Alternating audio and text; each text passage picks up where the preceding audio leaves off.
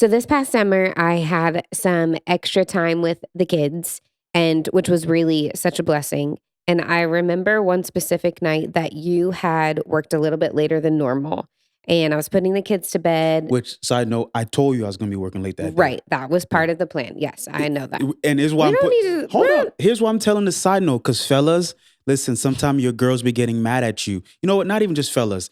Everybody. Sometimes when people get frustrated with you, you didn't communicate with them your plan. You just assumed that they knew what was in your head. So wifey wasn't mad at me because I came home late. She knew I'd be coming home late. But you got mad at me. All right. I'm sorry.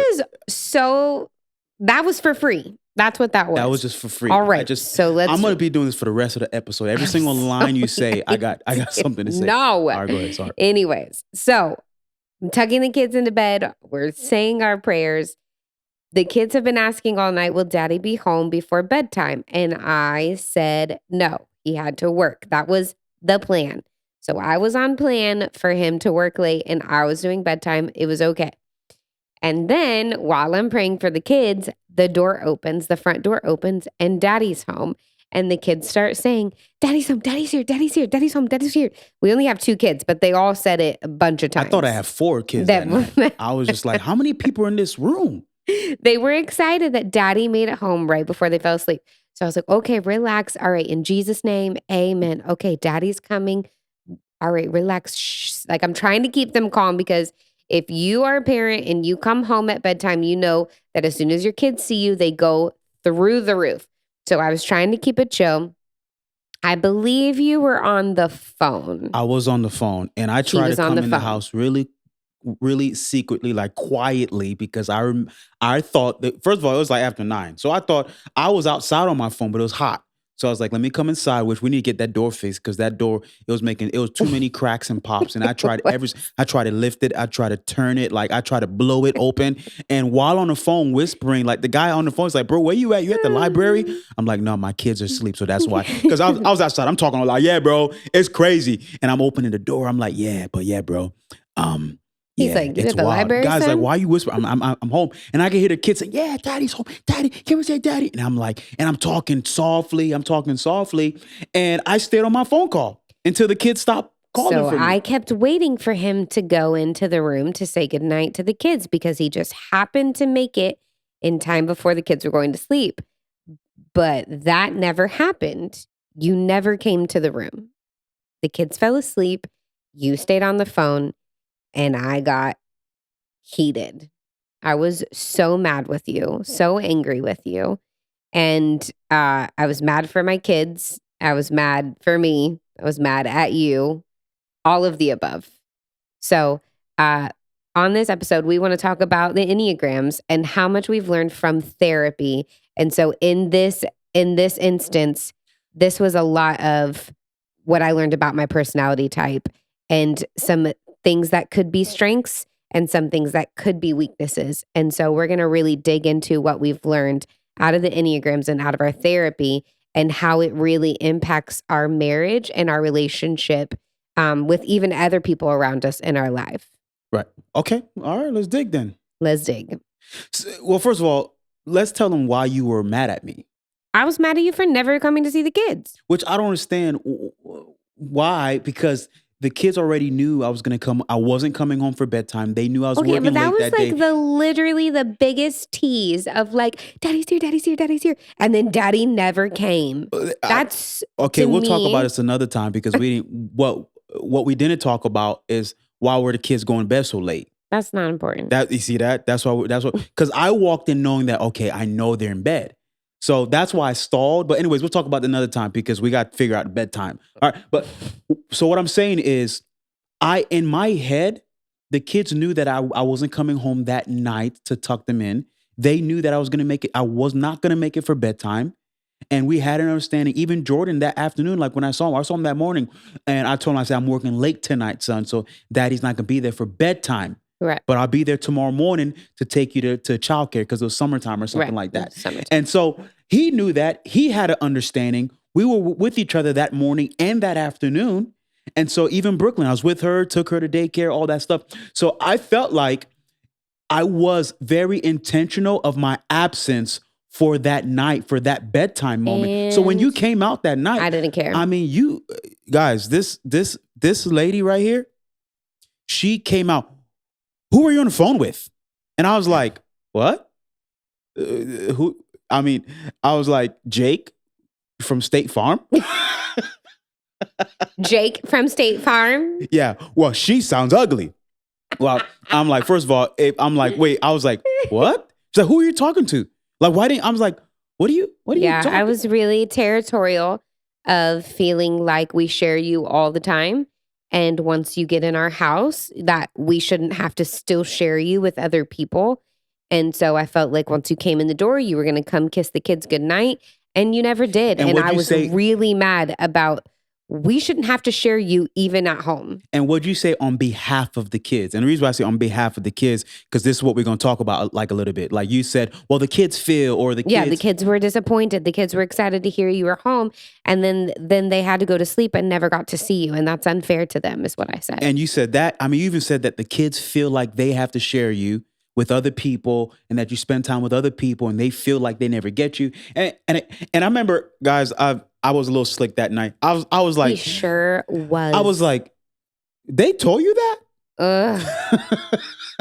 So annoying. I was like, the kids told. I was like disappointed. I was like, the boys in third grade. I said they're disappointed they didn't get to say goodnight to you. I said disappointed is not a word that you learned about fifth grade. You're so dumb. I was like, I know this. I said, this is coarse. You put the words in his mouth. This is not right. But then I realized, I was like, babe, I'll be honest with you. I don't think the kids feel that way. I think you feel that way. I think you had in your mind what you envisioned happening when I came into the room, and you were upset that I didn't accomplish what you just thought that I would just do because you think it's natural. Probably your upbringing, probably what your dad would have done, probably what you just imagined, right? It's these things that you envisioned for me, your personality, like you envisioned it for me, and I didn't fulfill that. So therefore, I disappointed you, and I felt like you was projecting on me that moment. Like you were saying, like the kids feel, and I was like, is it the kids that feel this way, or you feel? I mean, we went from level 1 to 10 in like it's a true. minute. But also, yes, I was projecting. I was disappointed for them.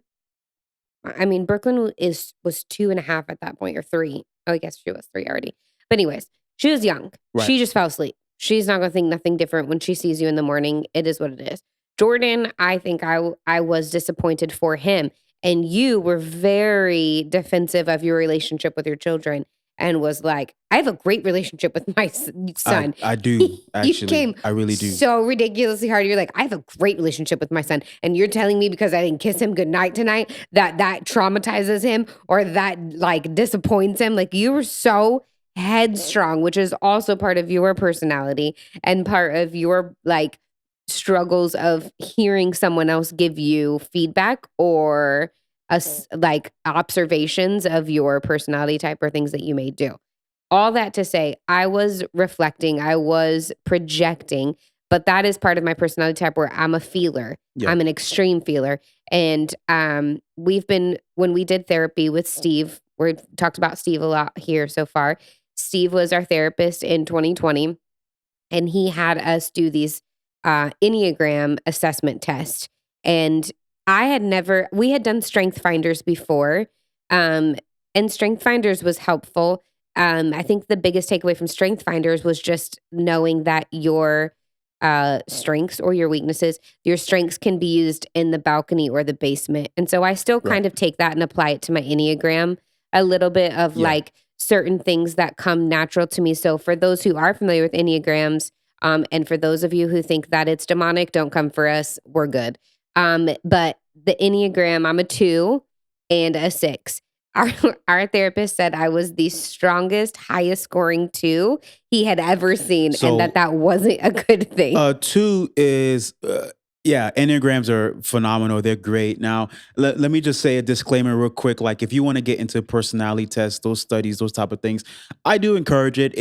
It's a really good resource to bring attention to how you're wired. Now, I will also say this.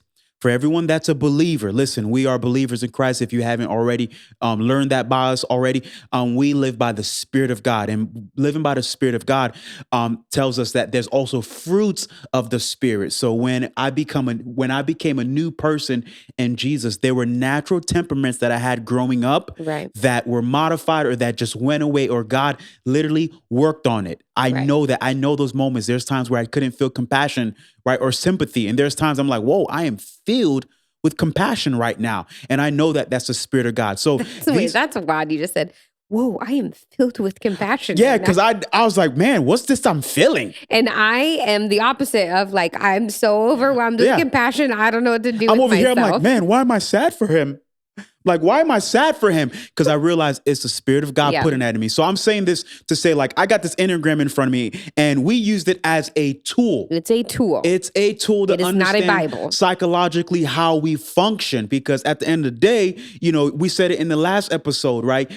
On paper, someone like me, someone like Danny Lee, actually, we don't mix well, right? So, but when we use these tools to understand how someone is wired, this helps us. So Danny Lee here, she's a 2, which in the Enneagram world, we call it's the helper. Right.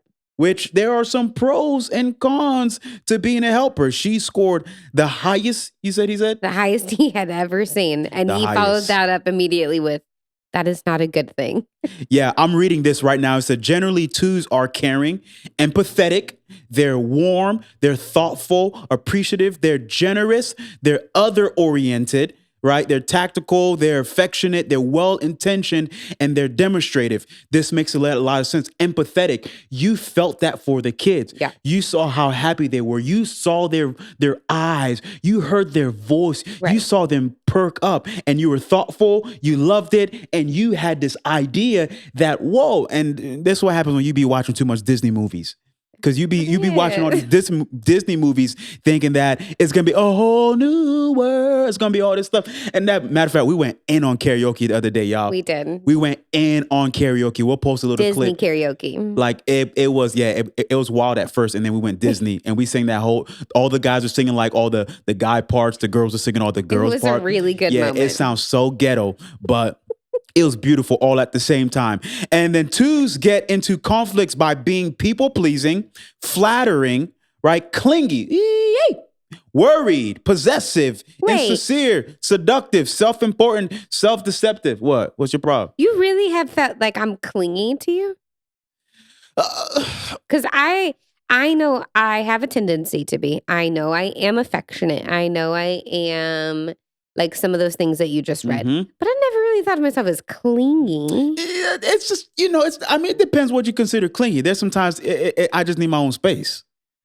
So let's read. I was going to say, I'll start reading number 5, but I'll wait. Yeah, but so it's interesting reading this because especially where it says that empathetic, like you felt that for the kids. Right. You felt that for kids. And the more that I'm reading here, it says like in relationships, like it says, although on the surface 2s appear to feel at ease with others and to be a source of emotional, let's see, I'm kind of going to skim through. They also suffer from hidden feelings of rejection. So I don't know if that had a thing to do with it. 2s expect people to not want them around. And I don't know if that has something to do with it. That 2s may feel that others are not appreciating them for their efforts, thus rekindling their feelings of rejection. Then they may become touchy or even openly angry, revealing the extent of the disappointment they are hiding. So I don't really know fully, like in that moment, why I felt like you came hard for me because I was just on the phone. I got off the phone and you're like, who are you on the phone with? The kids did this. They want this.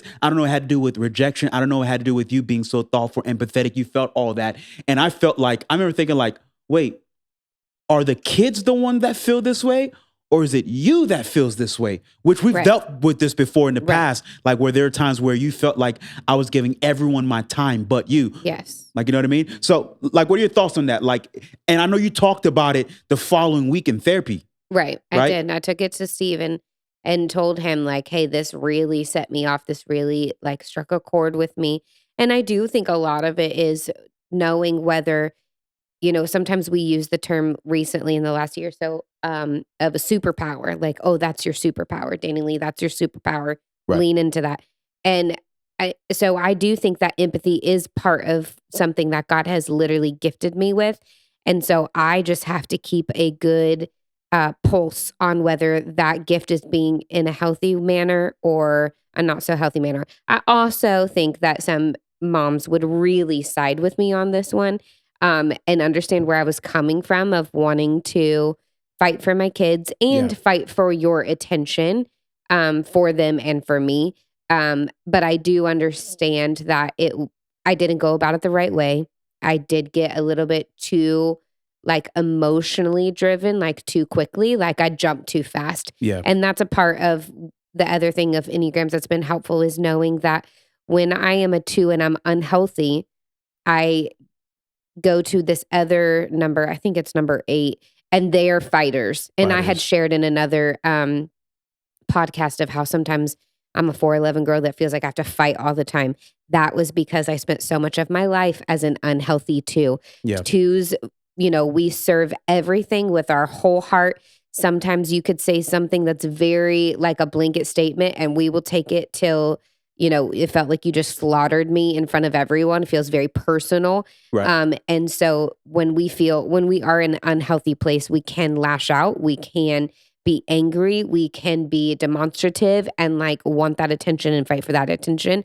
And so in that season, I think I was just an unhealthy 2 lashing out at you, Yeah. coming for you and fighting for your attention. And I do think that's also something that as we're in ministry, just finding those balances and lines of like knowing where our parameters are for our family.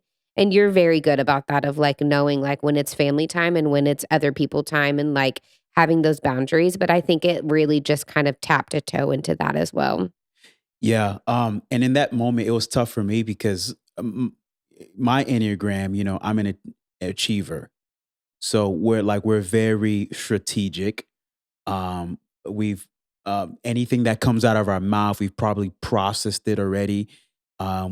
We put so much thought into it. So when I came for you, you definitely were insulted of me Yeah. insulting you. Yeah, I did feel insulted Yeah. because I put thought into, matter of fact, Your ending my schedule and the night. Right. yeah, and I was very intentional. Like I'm gonna drop off the kids today Right. because I won't be there for bedtime, and it's not because I always miss bedtime.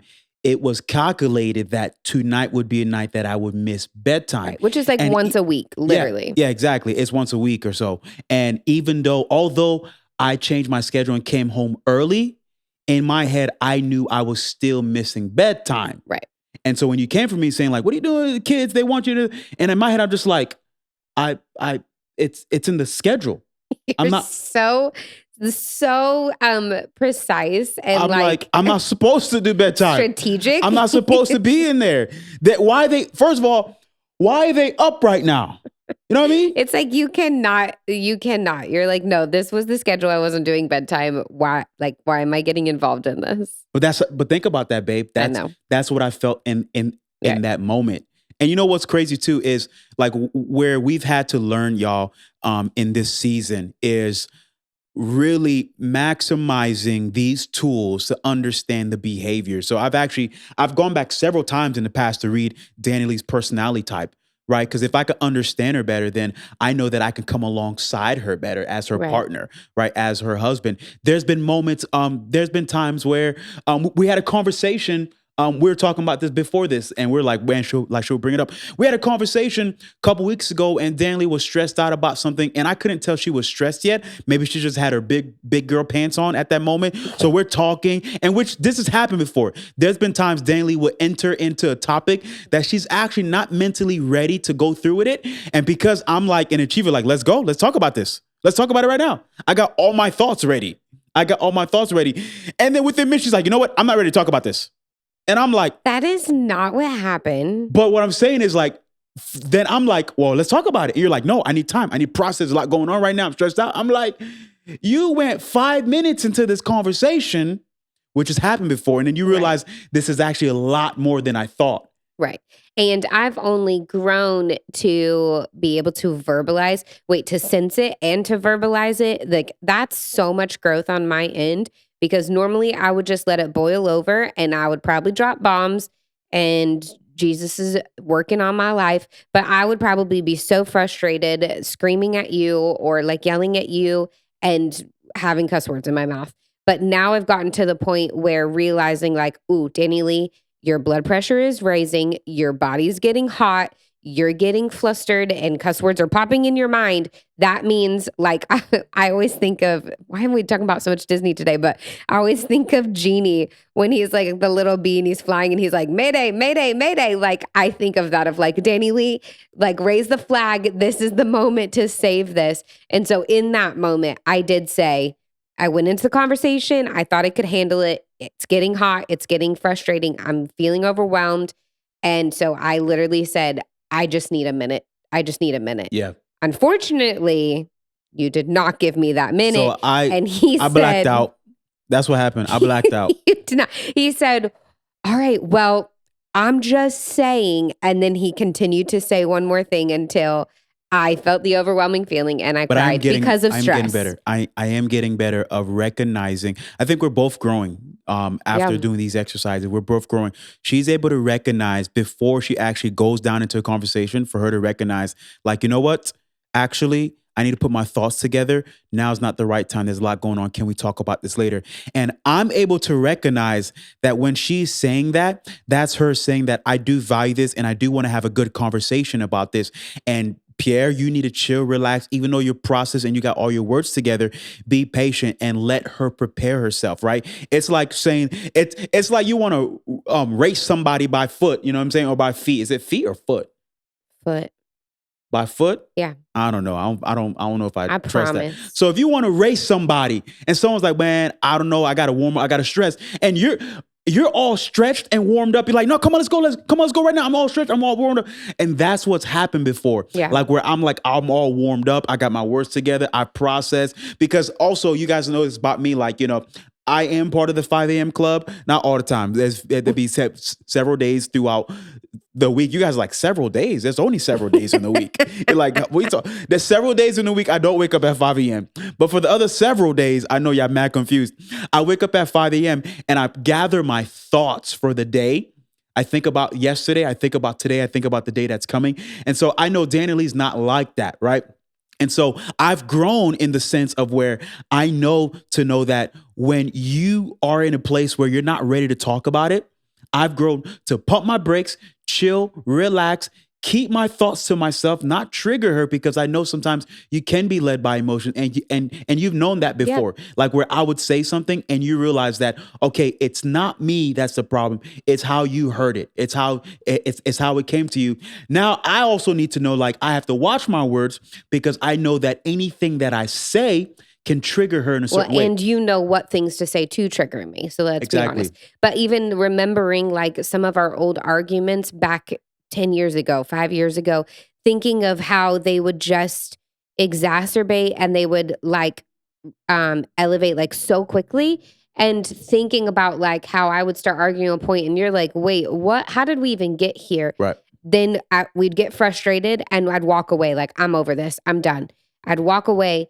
It would literally take 30 minutes, an hour. And then I'd come back and be like, so what I'm trying to say, what I was trying to say is this. And you'd be like, well, that makes so much more sense. Yeah. So now realizing like, okay, because I always struggled with, I have words. Yeah. I have actually a lot to say. Yeah. But they're not nice words. They're very bad words. They're potty mouth words. They're timeout words. You're a bad girl type of words. He's still working on me. Yeah. She a bad girl, y'all. To make me what I want to be. No, you can't sing that song with what I'm implying on. That song don't work. So anyways, but what I'm saying is that it has been a learning process. And it took me a while at first to realize like, oh, I can fight and I can use words and I can raise my voice, or I could take 10 minutes to go sit down and think about what's frustrating me. And sometimes it's maybe like talking words to myself. I'll be like, okay, this is just really making me mad because he did this and then he did that. And then I'll realize, oh, you didn't hear me when I said this, and that made me feel very frustrated. Yeah. So that is a lot of growth on our end of our conversations, of our arguments. And And I think that these Enneagrams really have just helped me be so much more self aware. I feel like I'm a type of person, I really didn't know a lot of my behaviors or my isms or things like that. And so it's really helped me to lean into my strengths, which is people, feeling, empathy, things like that. And it's also made me very self aware of like, I can be that person that puts my whole self aside and just dumps it into you. Yeah. And so fighting for that to be healthy and to not do that to an unhealthy point. There's been so many things that I've learned from just breaking down my Enneagrams. I never even realized my second one is a loyalist. And so that impacts how my relationships are, how I could stick to one thing for a long time, how I want to work with someone for 12 years or whatever. Like that loyalist character in me is very strong. And I actually found out me and my mom are the same top two, but flip-flopped, which was Right. really crazy. That is crazy. I was like, oh, I get a lot of those characteristics and isms from her. Yeah. So anyways, so these have been really incredible tools. And so I would just encourage anyone, like, if you know better, you do better. And so knowing more about yourself will really, really help you be more self-aware, to empower yourself to know like, ooh, sometimes I can be reactive in those moments. Ooh, sometimes that can really light a fire in me. Yeah. And then like sharing those isms about yourself. Like there's one girl in particular that I worked with at the church, and I would tell her, I'd be like, hey, I have a problem and I can't think of the answer, but I just need to process out loud. And I would just start telling all the things that I was thinking, trying to figure out the answer. Most of the time, I'd actually come up with the answer myself, but I couldn't get there unless it came out of my mouth. And she just knew to respect of like, no, Daly just needs me to hear her process out loud. Right. And if I processed all the way out loud and I didn't have an answer, that was when I really needed her to be there to help of like, okay, I talked myself through it. I didn't get the answer. What do you think? Because I trusted her that much in that space of like, yeah, if I can't get the answer myself, I definitely need you to know the answer. But just sharing those things of you, like even today I told you, I was like, I'm not an inward processor, I'm an outward processor. I need to talk about these things out loud. Yeah, she be confusing me too sometimes because I'm like, Lord, I hear her talking, but I don't know if she's talking to me, if she's talking to you, or talking to herself, All or of maybe the above. talking to nobody. We're talking to somebody the other day and they're like, yeah, I have no thoughts. I remember the person we were talking to went to lunch and she was like, yeah, I don't have any thoughts. No, she was literally saying she doesn't hear a voice in her head. So she has to think out loud. I was like, I think you need to get checked. I wish I didn't have the voice in my head. That would be super helpful. It's great. It's nice sometimes. Click it off. It's nice sometimes. Listen, y'all, it's so important, man. I think it's so important for us to be like self-aware. You know what I mean? Like Danley was reading to me earlier some of my personality types and some of my behaviors and when I'm healthy and right and when I'm unhealthy. And it's so important for us to know that, you know, like for me, you know, it's hard for someone to tell me about myself because I'm the personality type that has done so much research on myself. So I can tell you my weaknesses. I can tell, yep, I struggle there. You know what I mean? So how do you tell someone who can tell themselves that they struggle, that they're struggling? Because you won't hear it. Yeah. And so I've learned like one of the most humblest things that you could be in your life is married. Right? That's true. It's married. It's the moment you say, I'm no longer living just for myself. Right? I'm living for someone else. You know, just being in relationship though with anybody, whether it's just a friend that you decided to just go further along with. Like you know, I heard like someone say there's a big difference from restoration and from reconciliation. Yeah. You know, and Dan Lee and I, like when we met each other at very young ages, and you know, the foundation that we had, it was weak, it was small, it was fickle, it was nothing. You know what I mean? But there was one thing that we considered to be true was that God was going to stay the center and God was going to be the main thing of our hearts. Yeah. And because of that, that allowed us to come to a healthy place where we can actually reconcile and restore at the same time. You know, I believe in reconciliation. Reconciliation is not just us saying like, hey, we want it to be back the way it was. Reconciliation is coming to a new agreement of what it is now. Right. You can still shake hands and say, hey, I love you, but we can't be in business together anymore. Right. Right? Like you guys, like some of us are going hard cold turkey on some people, which we do. It's important because I've blocked people on social media before. Right. I've straight up blocked people on social media before because it's me having to protect myself and to protect my eyes. You know what I mean? It's to Right. protect, and you're probably not even posting anything bad. It's just when I see something that sparks something and I don't like what it does to me. Now I do realize, I do need to look into that and see like, okay, God, what is that in me? Right. Right? What is that? And that's happened so many different times, even in our relationship, Yeah. where there's times I would say something and it would make Danny Lee feel a certain type of way. And I'm like, okay, am I wrong or am I right? Right. You tell me, I don't know. But if I'm wrong, I'm sorry and I'll make the fix. Now, here's the thing. Can you say the same thing? That's when you know you're in a good place in a relationship. Yeah. When you've gotten to the point in your relationship with a friend, with a spouse, with a brother, with a sister, with a coworker, where you can say, you know what? If I'm wrong, then I'm sorry. I've been in a situation, I'm like, man, that's on me. If I'm wrong, I'm sorry. And honestly, I say that more than anything nowadays. It'd be humbling this girl so It bad actually sometimes. gets on my nerves. Sometimes he says it too fast where I'm like, can you just not say I'm sorry yet? Like, we're not there yet. Because you got to the point where just like, I just got to the point in our relationship where like nothing's beneath me, where I'm just like, Yeah. like all my pride has just been literally just. Which is a big part of your natural Enneagram personality type. Like, Yeah. pride is a big one with your 5. And so I think that speaks a lot to your growth too, of like, you know what, I'm not too prideful. I'm not too, like, if I'm wrong, I'm sorry. And there have been times where I'm like, and you are. So thank you. Yeah, pride has been one of the biggest things that I've dealt with since I was a child, right? It was a thing that, and it's a thing that we all deal with, and because of the living God living inside of us, Jesus, man, that's been the biggest thing for us. That every single day I wake up and I'm like, God, whatever feelings that I'm feeling, whatever thoughts that I'm having, if it doesn't come from you, I want it out of me, empty me, clean and dry, and whatever you want, you put that in me. Yeah. And you know when He puts it to the test, it's the moment I decide to come face to face with my wife and there's conflict and we're talking about something. And this is the moment where I'm just like, you say you don't want to be prideful, right? So say sorry. Sometimes when you know you're right, sometimes when you know you might be the one in the right place, but I'm going to say, you know what? I'm still sorry for the way I came at you, even though the information I have is right. Right. Maybe I came at you at the wrong time. And for that, I'm sorry. Right. There's always still something that we can see in our situations, in our relationships, where we can humble ourselves. Yeah. You know what I mean? And that's been the biggest thing for us. That's big for me specifically. Right. For us to be looking at a situation to say, you know what? I did it today. I was like, I'm sorry. Okay. Because she came at me hot today, y'all. I did? I'm still keeping count, guys. I need to go back to therapy because she be hurting me sometimes. She be hurting me. I'm just like, what are you talking about? Remember today we were prepping for today's episode to record this, and I brought up something, and he was like, "We're not going to do that, Pierre." I was just like, "Whoa!" And you're like, "Uh huh." I was just like, very "Whoa!" chill. I had 911 ready to go. That's not true. He is being so dramatic, guys. I had 911 ready to go. But honestly, y'all, this has been the coolest thing in the last couple of years is to realize, like, man, one of the biggest things that I wanted out of me, and I am a testimony to say it is gone. It is pride.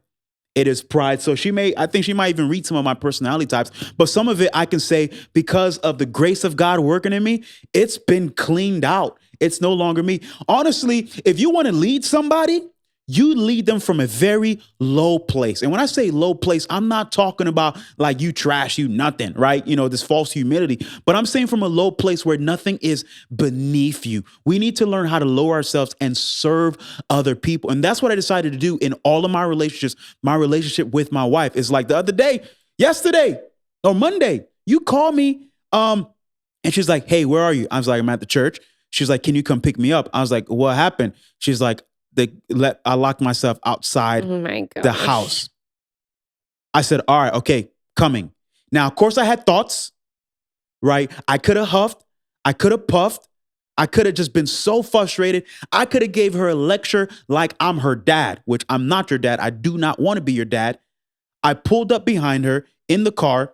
She said, "That was fast." My first words that came out my mouth was, "I got you, babe."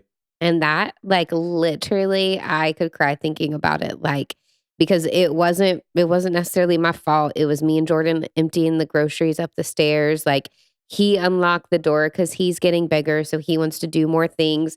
He put my keys on the key hook. Like, he did everything right.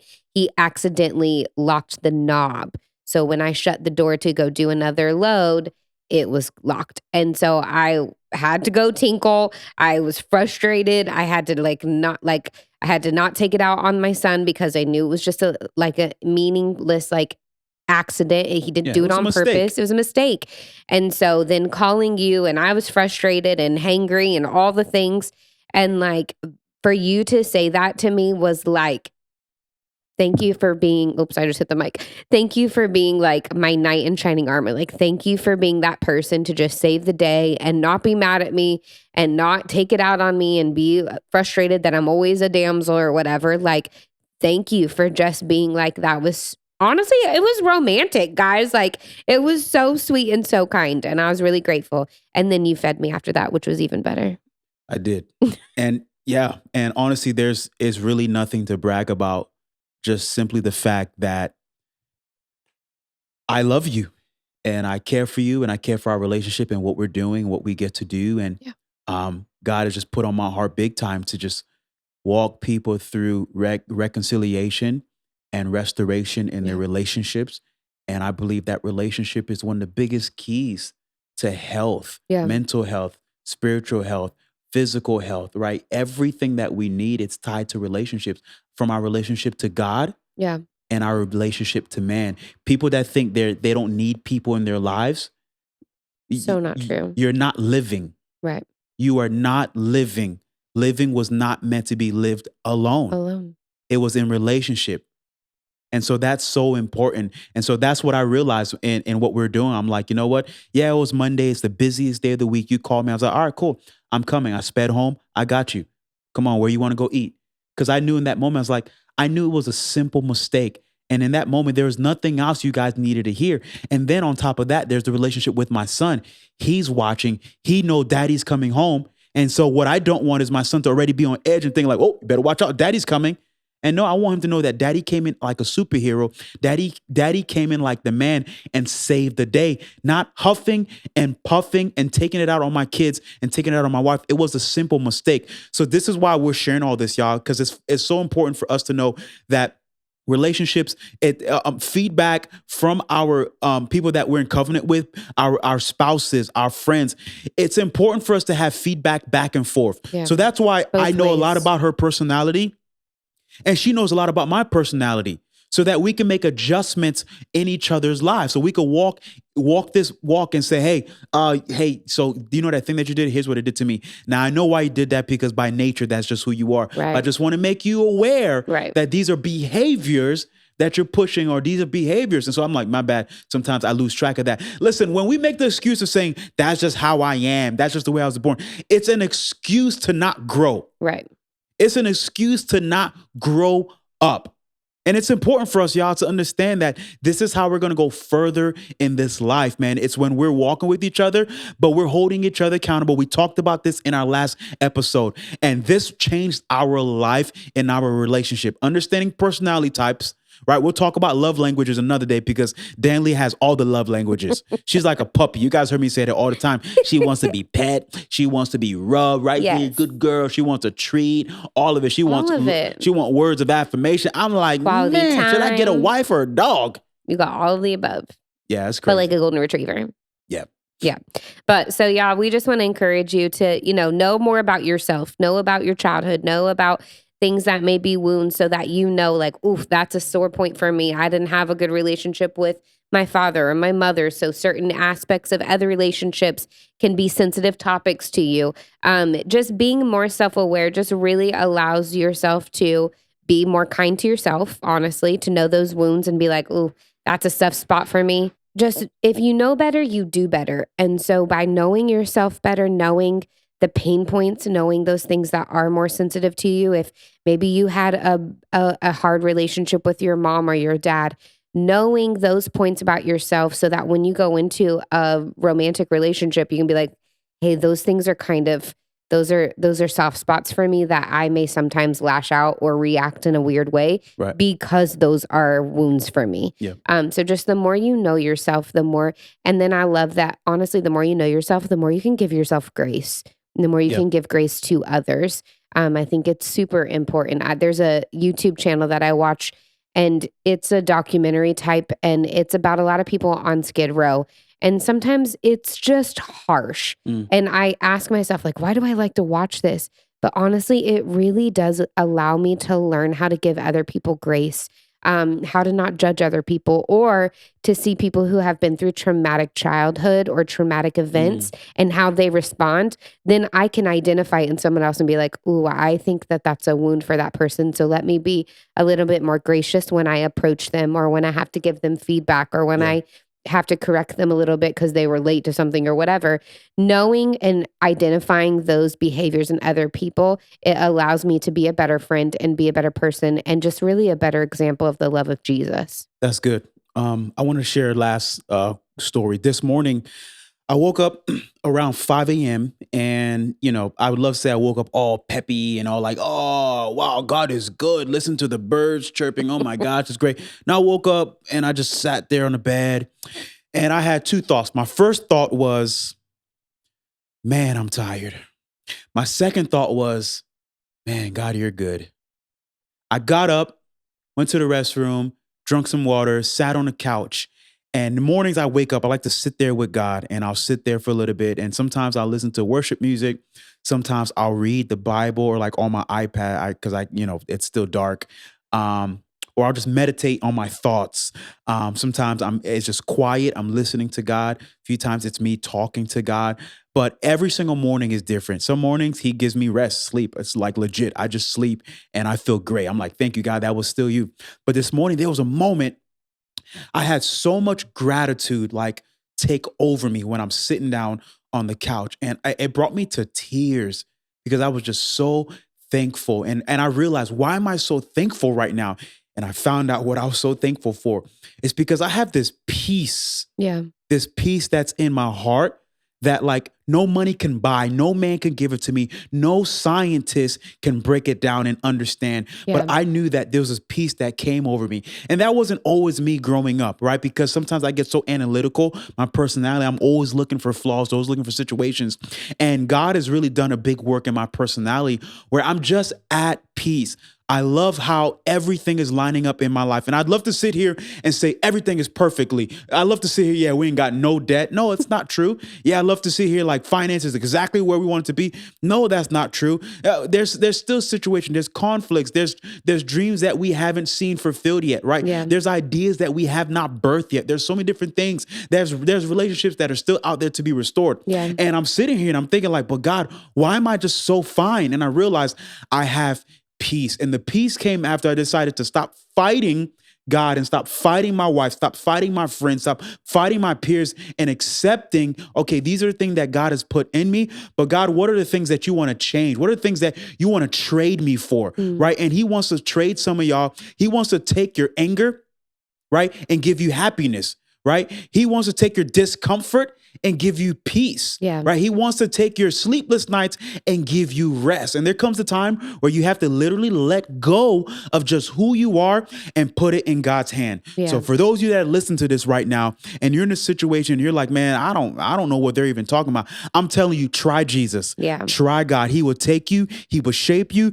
He will mold you. He would take everything that was bad about you and turn it to good. Everything that about you that used to be a weapon will be used as a tool Yeah. to change people's lives. Listen, ultimately, it's never about you.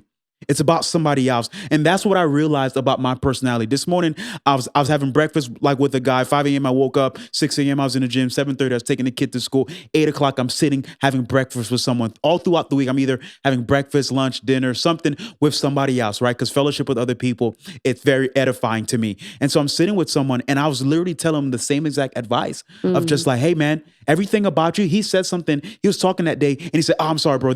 He's like, bro, that's one of my weaknesses. I called him, I said, hey, don't you ever say that ever again.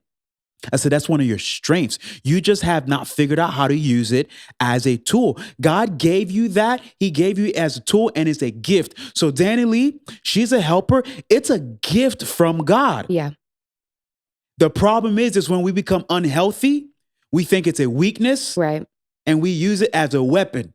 And I learned, man, every single thing in us that God has given to us as a gift, we got to figure out how to become healthy to use it to where it can edify and help other people. And so I'm telling you right now, man, if you don't know where to start with Jesus, start with God, start with saying, Lord, I am nothing. I don't know what else to do. I said in the last episode, I journaled it 2020. I said, God, I don't know what to do. And that's when God was like, it sounds like you're calling out to me. Do you want my help? Because I realized he's the helper. Yeah. He's the helper. And so that's what I wanted to end today's personality conversation about is the person that I am, I found it in Christ. And when I found my identity in Christ, everything else changed. It was so easy to let go of pride, anger, resentment, animosity, bitterness, unforgiveness. All of it is literally gone when I found myself in Christ. So we love you guys. Let's dig community.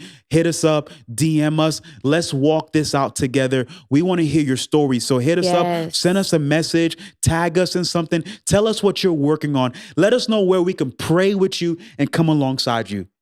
So if y'all ready, let's dig.